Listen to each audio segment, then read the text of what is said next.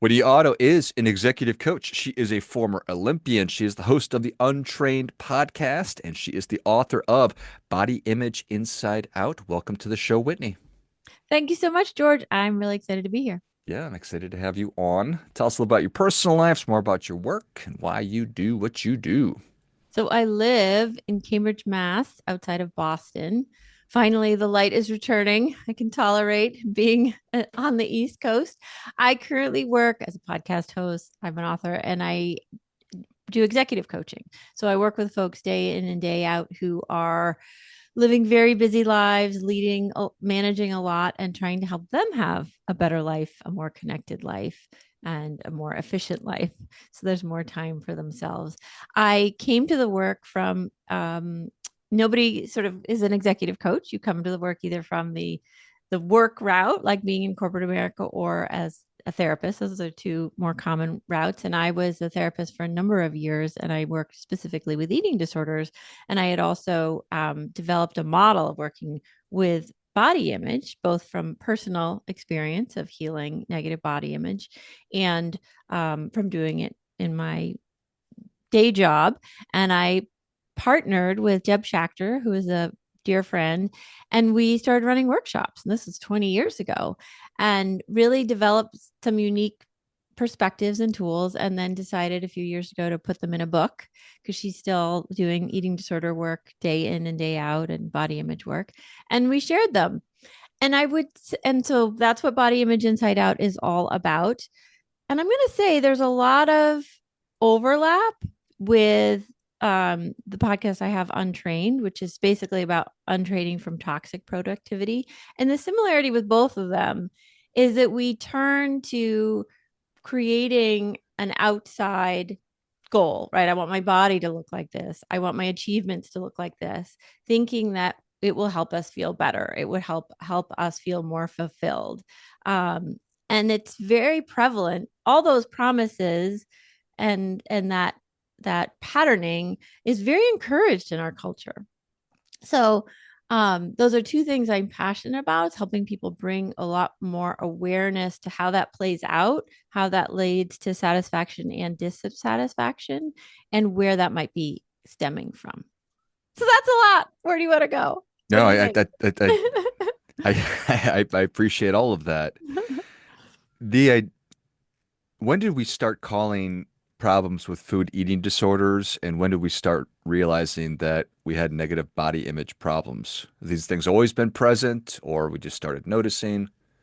Well, eating disorders have I mean, I think it's like so many things. I think they've been there for a long time, but but treatments, there's more and more treatments, there's more and more awareness.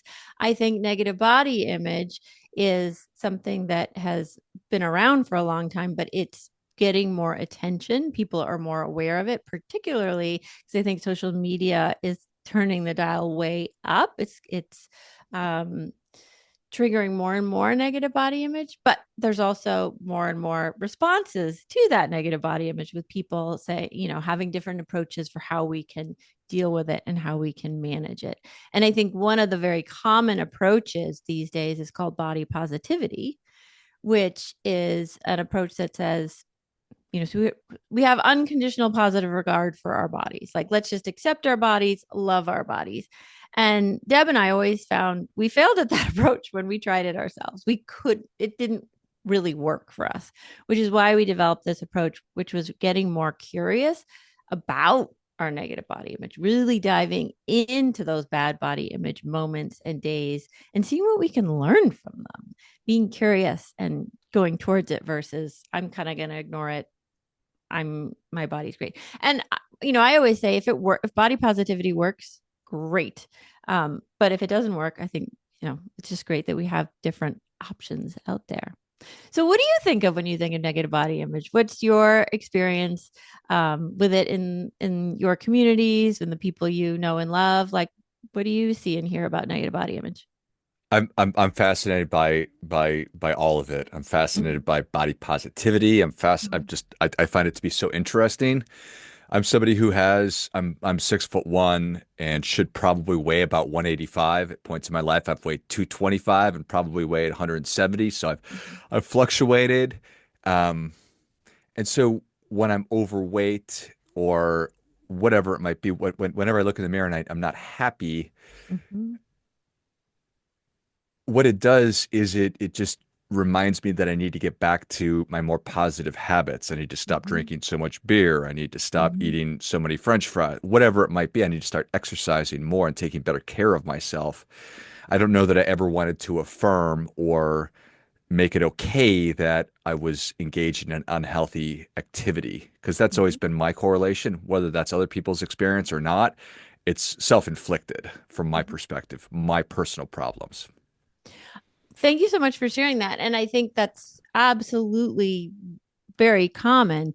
And one of the things that we like to separate out is that so often we folks think that negative body image and sort of distance from some beauty ideal that we've been offered or health ideal, that they're synonymous.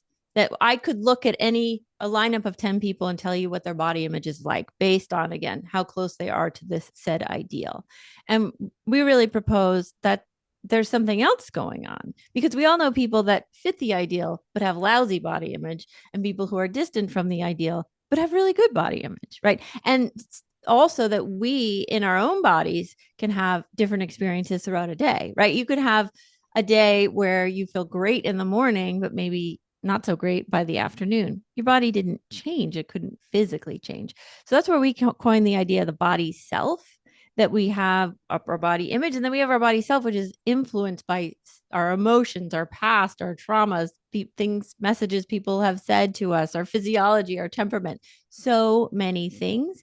And to develop a relationship with that body self is really what we're teaching folks, because the one thing you can count on is that our body will continue to change. Maybe we get back on those health habits, but we're going to age, or we have an injury, or we get pregnant, or whatever. Our bodies are always going to change. So, learning how to be in relationship with our body self gives us more tools to feel comfortable in our skin. Yeah. I'm just going to be probably pretty clumsy with Do it. Go for it. the rest of this. So I think that I've always liked the way that I look. Mm-hmm. And so therefore when I look in the mirror, I'm like, oh, I'm 20 pounds overweight. I'm not gonna, that's not that big of a deal because I still like the way that I look. I just know that I need to change some behavior. Mm-hmm. And I think I'm fortunate that I consider myself to be a reasonably good looking guy and I've, whatever.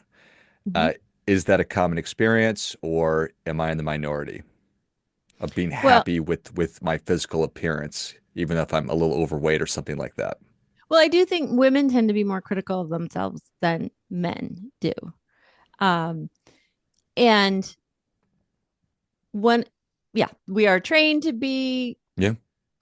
put a lot of value on our bodies. The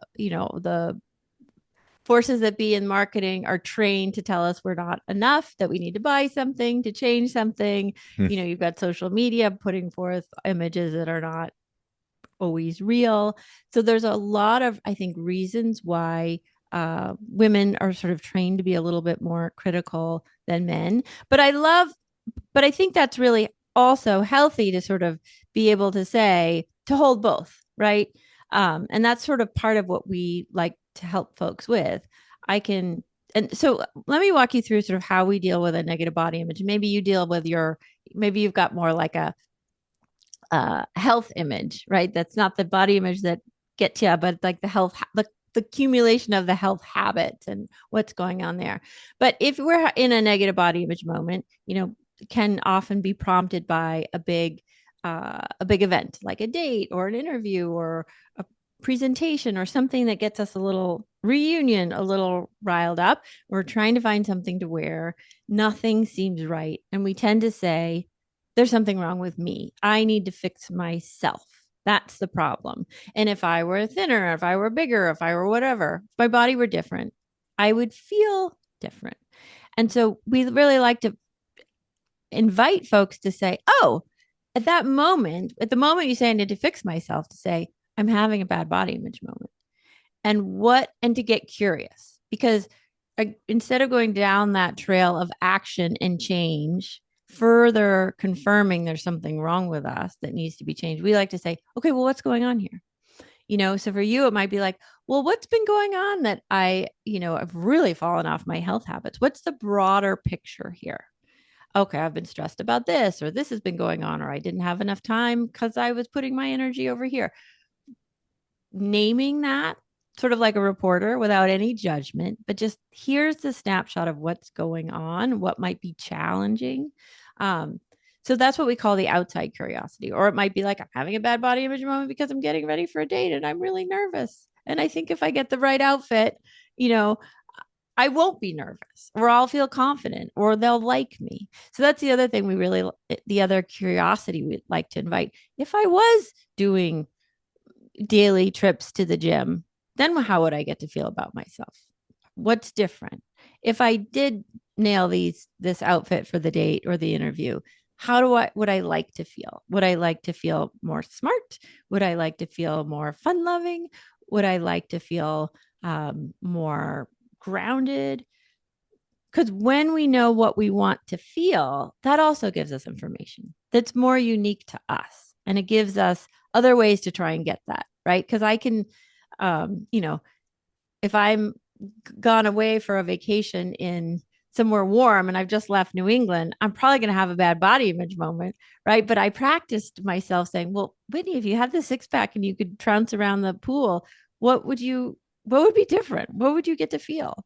So actually not much that different, right? So it's really challenging ourselves or being curious with ourselves um, to learn more about ourselves. And the last piece is always just compassion. Like, oh yeah, it makes sense that you haven't been able to get to the gym because like you're taking care of a sick parent and that takes a lot of time. Yeah, I have compassion, right? Or it makes sense that you're nervous about this date. It's the first person you've dated since you were divorced. Yeah, that's really vulnerable. Let's bring some compassion. So it's just su- such a different response that we like to invite people to practice than there's something wrong with me and I need to change and fix myself. Because we can do that for the rest of our lives. But interrupting it and to just practice some curiosity, compassion, and non-judgment can build some different muscles in us and help us start to have a relationship with our body self. And back to sort of what I was saying with you, that we can hold both. I can be like, oh, I don't like anything. And okay, I don't like how I look. And I have a little bit more understanding of why I'm having a hard time and why my body is such a focus for me right now.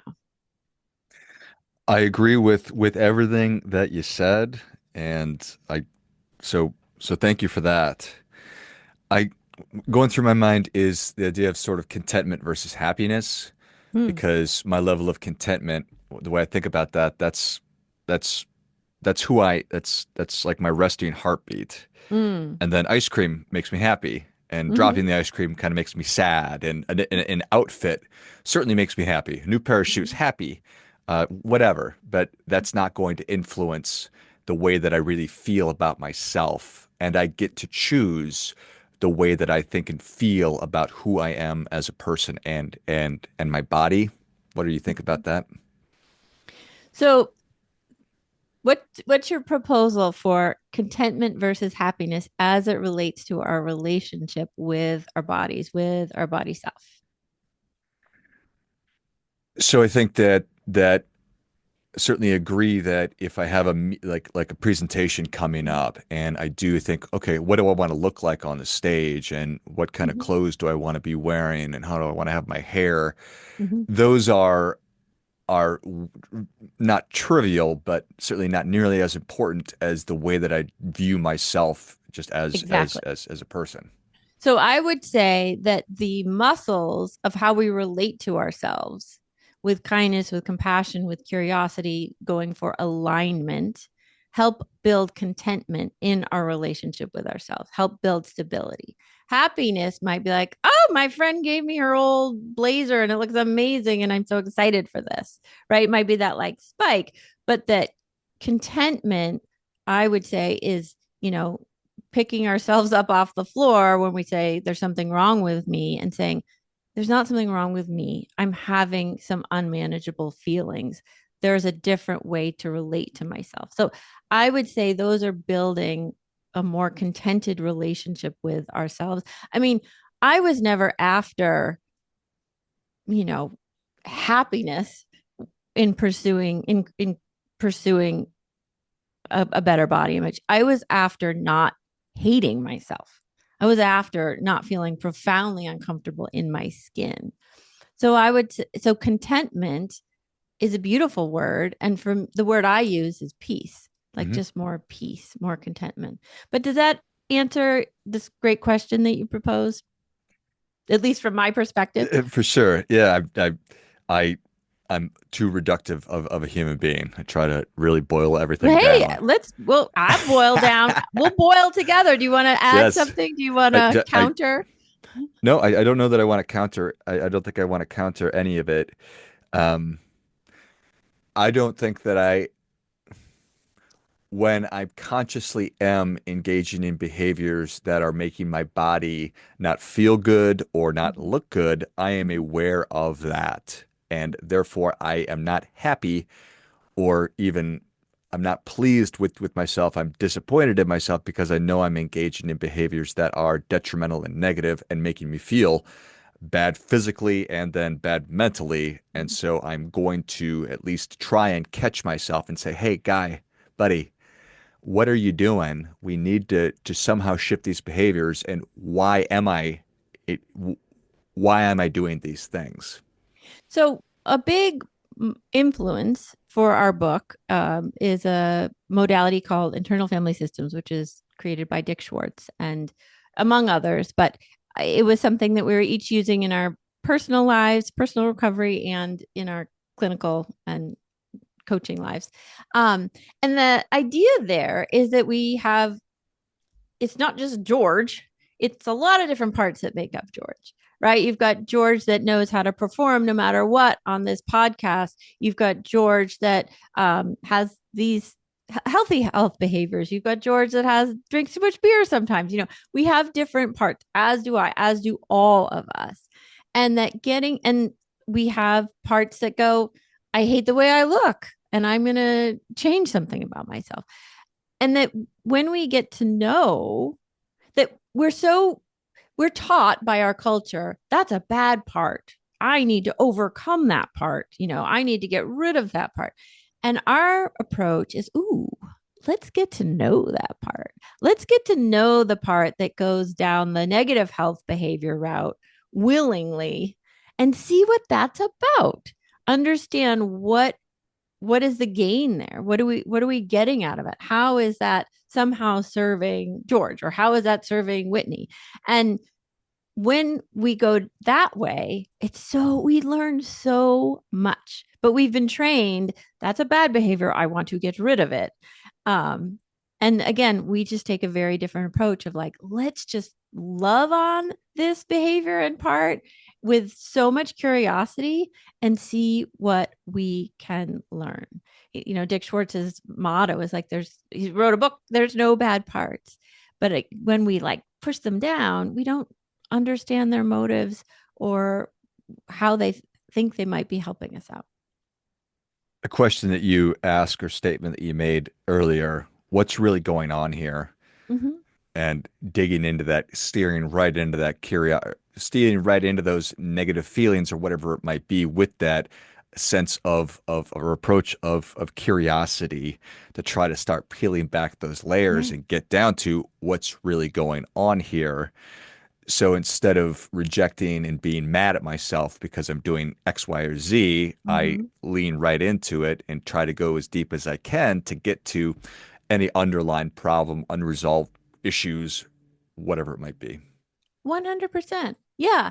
And I think that, in a lot of my work, I mean, the book is entirely secular, but, and, and Deb and I don't share this, but personally, like I have a very strong faith background. And so much of what informs a lot of my work is sort of how we've been taught to have, a very curious, loving God that wants to know us better. And so I, that sentiment, that stance, I think resonates with me when I think of internal family systems, or when I think of approaching ourselves with that sort of exquisite love and curiosity, even if it's a bad behavior or something that we don't like about ourselves.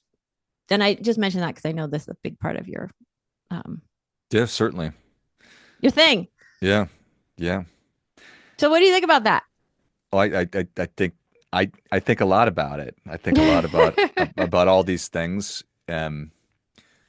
It's not dissimilar from if I am just constantly broke and if I find myself in credit card debt all the time, I can get mad at myself if I want, but that's not really going to help me solve the problem. And I'm better suited getting really curious about it and giving myself grace and compassion and digging into why it is that I keep engaging in the same behaviors, why I'm following the same patterns and routines. I think that there's probably a lot of crossover between these two areas. One other thing I want to say is that, um, obviously, as a coach and Deb's a therapist, and we ran workshops, I'm such an advocate for uh, hearing from other people with similar challenges, or getting people to help you with something that's really, if it's bothers you or it's been hard for a long time. Because I think, particularly if we come back to negative body image or a lot of these negative behaviors, they're very often trained in isolation. We're training in our mind, oh, there's something wrong with me. I need to fix myself. I hate myself. Um, but there's a lot of hope in that, right? If I get my body right, then I'm going to get all the promises that the culture is giving me, that I'll be loved, that I'll belong, that I'll be happy, right? All of these things. Um, so I just think we sometimes, body image is trained in isolation and healed collectively, right? Mm. So that's why we love the workshops, because people can come together and go, oh my God, I'm not the only one at all. And that's so healing. Or, again, working with a nutritionist or a therapist, to have somebody to support us in the places where maybe our patterning or our thinking is really entrenched. I just think that's also, I just always an advocate for that, because that's been such a huge part of my healing journey. And I think we are relational creatures. And so much of what we are wanting with this ideal body or the beauty or the change body is to belong and to feel connected and to feel seen and feel cared for. So, any way we can get more of that in the journey of our recovery towards a healthy body image is going to be part of the healing and the restoration. So I just say that because, we talk about self-help and we've got a book and it's a very individual thing, but to the extent that you can make your journey a more relational journey, I just always am an advocate for that. What do you think about that? Again, I love it. You saw it. Is it trained in isolation? Learned in isolation? I say trained because I was an athlete, trained in isolation and healed.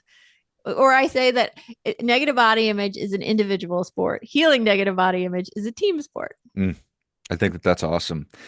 And certainly all the different things that probably lead us to these problems are exacerbated by them. And if I'm on social media, it's just I probably think that I'm just more and more alone and it's just me and Right. I'm flawed or Because defective. everyone else has it figured out. Yeah. Nobody else is aging. Nobody else has weird belly rolls. It's just me. Yeah. Yeah. I think that that makes so much sense. Belongingness. Tell me more about that. Well, we were writing chapter 4, which is all about your body holds your story, right? It's the longest relationship you'll ever have in your life. It's taken in every experience you've ever had and stored it, right? That's powerful. And it we were struggling with chapter 4 until we realized there was a chapter 5, which is body image and relationships. And when we are born, we are mirrored by our caregivers. We talk about, the mother or the early caretakers as our mirrors before we know about mirrors, before we know about the word body image. And they're reflecting back to us how how much we matter, how much our needs matter, our joy matters. And our caregivers may or may not have been set up for success in themselves as caregivers. And that early mirroring impacts us. And that as we evolve into our family systems or where we are growing up or our cultures, we want to belong. As mammals, we are hardwired and we will change ourselves to belong. We will show up in ways that get rewarded by the system, right? So if I really love to have fun, but I've got a lot of siblings and I'm the eldest and I get rewarded for helping out, I might show up as a helper, right? If I'm very introverted, but I get rewarded for being funny, I might show up as funny. There's 8 million different varieties of this, but that we will shapeshift, many of us, in order to better belong to our systems. And we say that's like early training for shapeshifting our bodies or shapeshifting different parts of ourselves to show up in a certain way in the systems we end up in.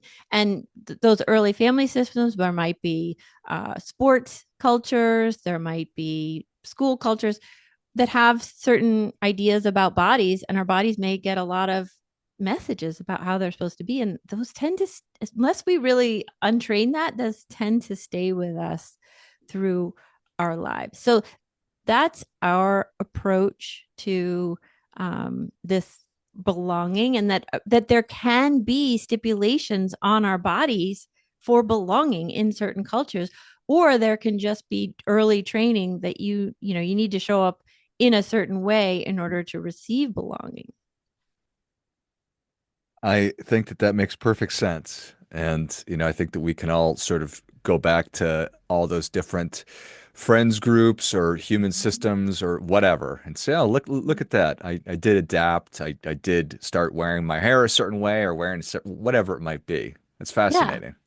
And the path of coming, the what we our hope is with the book is that when we get in greater touch with our body, it helps us learn more of our own authenticity, of what feels good to us, what we need, and trying to get our needs met not through a size whatever, 2 sizes smaller or bigger muscles or whatever. There's more, that there's several different ways to get our needs met, but we have to first understand what those are, and then we have to learn so that our body's not having to work so hard for us, and we have different ways. So the ultimate goal for us is, I know what my needs are, I'm more in touch with who I am and how I like to express myself and how I want to live my life. Like, the goal is more authenticity and support in our lives.